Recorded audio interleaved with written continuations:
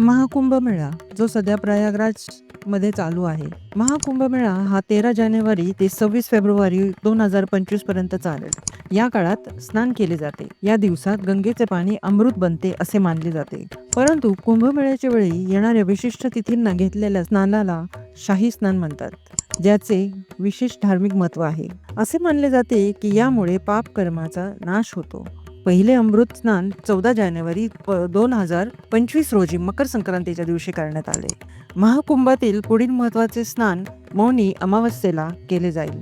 हे कुंभमेळ्याचे दुसरे अमृत स्नान असेल, जे 29 जानेवारी 2025 रोजी केले जाईल. मौनी अमावस्या आणि कुंभ यांच्या योगायोगामुळे अमृत स्नानाचे फायदे अनेक पटींनी वाढतात असे मानले जाते.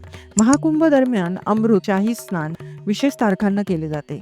या तारखा ग्रहांच्या हालचाली आणि विशेष परिस्थितीनुसार ठरल्या जातात. श्री प्रभुपादांच्या मते मौनी अमावस्याला सूर्य आणि चंद्र दोघेही मकर राशीत असतात, ज्यावर शनीचा प्रभाव असतो.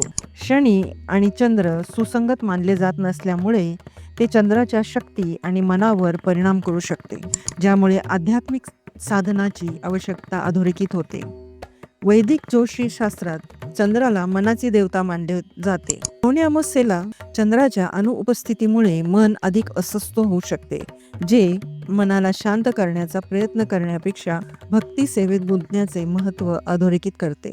3 फेब्रुवारी रोजी वसंत पंचमी, 12 फेब्रुवारी रोजी माघ पौर्णिमा आणि 26 फेब्रुवारी रोजी महाशिवरात्रीला शाही स्नान केले जाईल.